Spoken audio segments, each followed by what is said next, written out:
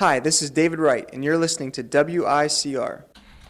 What's going on, everyone? We're back here, Antonio Coppola, alongside Martino Puccio. For Calcio Corner, we're finally reunited, Martino. We talked earlier on in the season when everything was getting kicked off. Yeah, before it even started. We're here like a month and a half later, and I don't think anyone saw this coming. I mean, we knew Juve was going to not be as good as they were last year, but what we've seen from some of these teams, we're going to break it all down. Obviously, there's a slate of games this week. They're playing twice. We had some big not really big matchups yesterday, but a little bit of movement on the table. So break it down. I mean, you watched the Milan game. They've been struggling. Let's start off with them. What did you see from them yesterday? Yesterday, the midfield was playing together. Most of Milan's problems have the past couple of years. Everyone's like, oh, they give up too many goals. It's the defense and the goalkeeper. And then, oh, we're not scoring enough. It's the attackers. But no one's ever talking about the midfield. And the midfield helps the defense if you know what you're talking about. And it's the first time they kept a clean sheet in a little while. And they did that with their 16-year-old goalkeeper, which is amazing. He's 16? Gianluigi Donnarumma is 16 years old. Wow. Youngest player ever in Serie A to keep a shutout. And with that's 2 wins in a row, and that's a good sign for them. But by far the most impressive team this season, it's definitely been Napoli. I don't think everyone knew they had talent on their roster, but you know the saying in Serie A: if you have the best defense in the league and you give up the least amount of goals, chances are you're probably going to win it. And right now they've given up 8. Which is towards the bottom. I think Inter's given up the least, but Napoli's only 2 points behind Roma, and then Roma and Inter play this Sunday in a big game.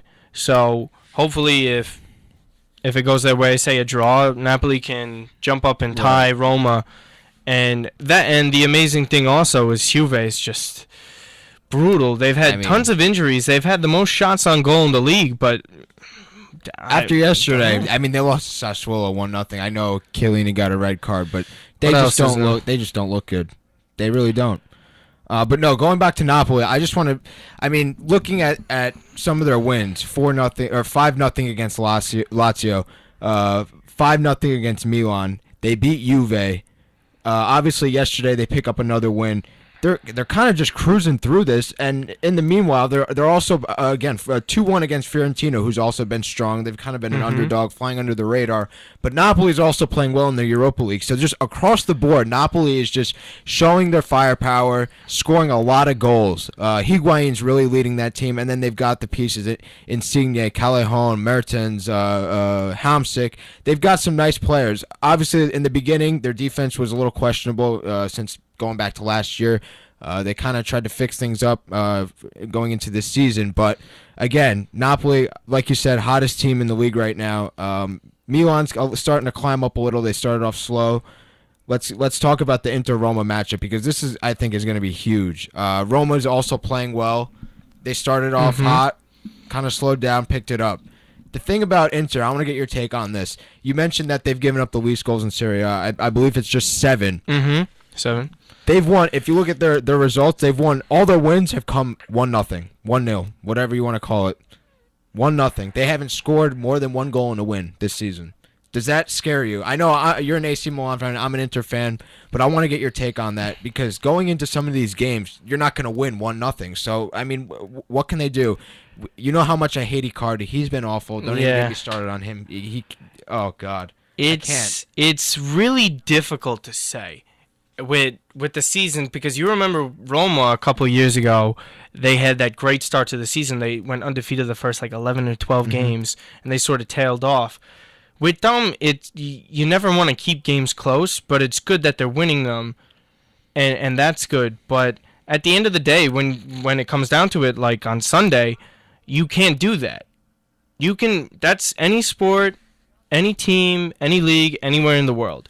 You could win your games close, but when it comes down to it, you rather be a team that wins by a few goals opposed to just winning 1-0. You want to win comfortably, because that gives you a better morale. If you're just squeaking by in games like they're doing and winning, it's eventually going to catch up to them, because in this sport, guys get hurt all the time with ankles, hamstrings, groins, whatever the injury may be, and then if they're not being that consistent, like Kondogbia hasn't even done that well. I know. For a guy they got for, what was it, $40 million or something like that. He has not been playing like a guy that's worth $40 million, and that's huge. So I was going to mention that because Kondogbia, hey, people are saying hello from the control room, trying to distract us. This is Calcio Corner. We always prevail. Listen, Kondogbia, 2 yellow cards in a row. He's missing the game against Roma Saturday.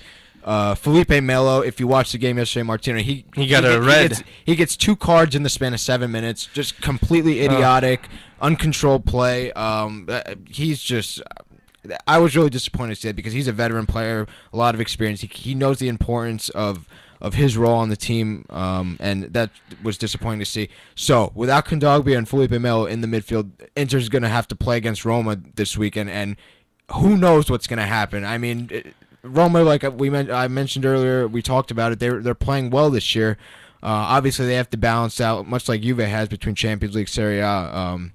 But no, going into a matchup with an important matchup with Roma that has first place on the line, essentially, Inter's going to be really depleted in that midfield, and that's just scary.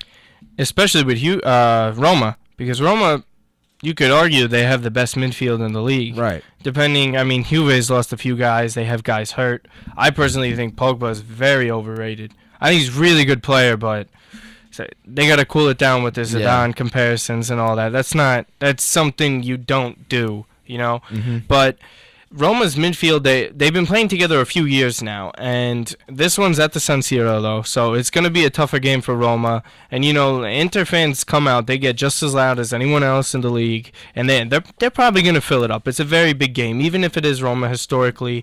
Yeah, they have good games against them, like they're good games as rivalry, but this is completely different because Juve's out of the picture. I don't know. They'll probably finish top 5. If they go this way, probably not. They're 12th right now. The way it's going, it's really hard to bounce back. We're already by Halloween. It's going to be difficult for them to bounce back. But in saying that, Inter's got to take care of this game. They got to get a win if they have any dreams of winning the Scudetto this year. And Roma, a draw would be good for them. But at the end of the day, it's Inter's game to lose, in my opinion, if they're at home. And Roma's good, but they're not consistently good. Right. They just go on their runs. They're not durable from game 1 to game 38. Mm-hmm. It's never. They have their stretches like a couple of years ago. They won 10-12 unbeaten, and then they went on their rut, and then they ended up finished second. They finished second the past 2-3 years. I think Totti might have the most second place finishes of all time. He's only won it once. Yeah, it seems like they can never finish once they get towards that final stretch.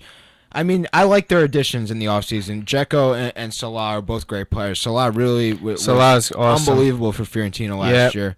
Yeah. And when you look at Florenzi, I mean, I didn't know he could be as good as he is. That goal against Barcelona in the Champions League, unbelievable. And for them, it's legendary. Yeah, and he scored some great goals in Serie A as well. Mm-hmm. I mean, he's played well all around.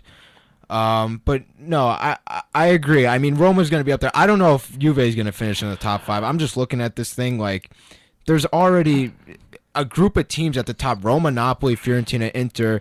You just don't see him giving up that many points. Sampdoria, Sassuolo even is up there with 18 points. I mean, they're not going to give up those points. The parity we're seeing in the league this year is just so refreshing after seeing Juve run away with this thing for the past 3 or 4 years. For anyone that's not a Juve fan, it's always refreshing to not see them at the top. Mean, they are, after all, the evil empire. But, I mean, in terms of outlook, I see. I mean, we know Inter's fighting for. I mean, everyone's fighting for a Champions League spot, obviously. But after the disappointing season they had last year, Milan too, AC Milan and Inter Milan both fighting for that 3rd spot. I mean, the Champions League finals in Milan this year, and neither of the 2 teams are even in the competition, which is kind of sad. It is sad.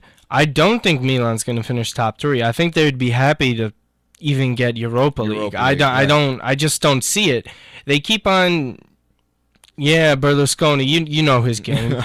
Everyone knows his game. It's like, throw a little money around, $90 million, and it's like, what happened? We aren't winning. Why aren't we top 3? And he's not going to games. He's not involved. He's like, hey, look, I spent $90 million. Look what happened. It's like, no, the fact that you didn't spend money for 4 or 5 years, $90 million is not going to cut it. You're going to have to spend around $200 to $3 million in today's games just to even get back in Champions League, even compete for a trophy in that league, in the competition. Sorry.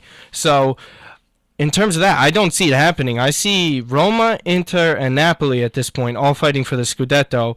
I wouldn't be surprised if any of those three teams win it, but I would be very surprised if Juve finished in the top three at this point. Me too. They cannot beat Sassuolo. Yeah, come on. I mean, they've had awful. I think they had a draw with Frosinone a few weeks ago. Drew with them. There's no easy games this year in Serie A. Took a controversial penalty, I'm pretty sure, in that game. Right. For them just to tie it. Exactly. What else is new? Yeah, I mean, we saw it. What else is new is right. I mean, that's their notorious way for staying in games. Let's not get into it. We know Juve's past, being relegated to Serie B. They got their punishment. Their past is always their present. Oh God. But no, talking about that Juve Frosinone matchup brings up something I mentioned earlier. I think on our first show when we were here in September, when Inter went to Carpi and they won 2-1, and people were like, "Oh, Carpi, Inter, they're supposed to be good this year. They should be winning these games 3-0, 4-0, whatever." I don't think there's easy games in Serie A this year. Inter struggled against Bologna the other night, and they were a man down. Like we mentioned, the Felipe Melo red card. They were a man down, and they somehow Icardi managed to get a gift of a goal, like he always does, and puts it in with the empty net and scores. But just looking at some of the matchups and the results that have occurred, I mean, I don't think there's any easy games in Serie A. There's just so much parity that any given day that anyone can win. I mean, it's great to see. It's great to see, but at the same time, everyone is so used to these giants of Milan, Inter, and Juve having all-time great players on the team. None of those teams right now have an all-time great, like legendary player like. It's Del Piero walking in. It's Maldini's here. It's Zanetti's here. Zidane. These guys aren't here anymore. Right. And the other teams like Roma and Napoli, these are some of their best teams ever, especially for Roma, for a team that's only won twice ever. Last time Napoli won it was back when Maradona was still playing. It's been a while for these guys. It's different having these teams in here performing well. It's weird to see, but it's good for the league. But at the same time, it's at the expense of the big clubs. And I mean that's what you're gonna get. With money problems, investments not bringing up the credit. Like Allegri doesn't even play Rugani. Right. He's supposed to be the top Italian defender besides Romagnoli. And what happens? He's not playing him. He's still playing Barzagli and Chiellini. Chiellini's getting sent off in games still. He's supposed to be Juve's mainstay guy. I've never been able to tolerate him, even when the Chiellini, national team plays. The only one I could tolerate there is Buffon. And I'm pretty sure that's... I mean, for what he did in 2006, I guess as Italia fans, we have to be forever indebted to him, even though he's Juve, but... He's the best goalkeeper ever. What can you say? It's remarkable you're indebted to him, but it's great to see them down there. It is. It's great. All right, we're gonna take a quick break. We're hoping to be joined by Jersey Joe Archino, who's the host with the most. Yeah, he's delivered some food out here in the control. We're gonna go check it out, and we will be right back. Stay tuned, everyone.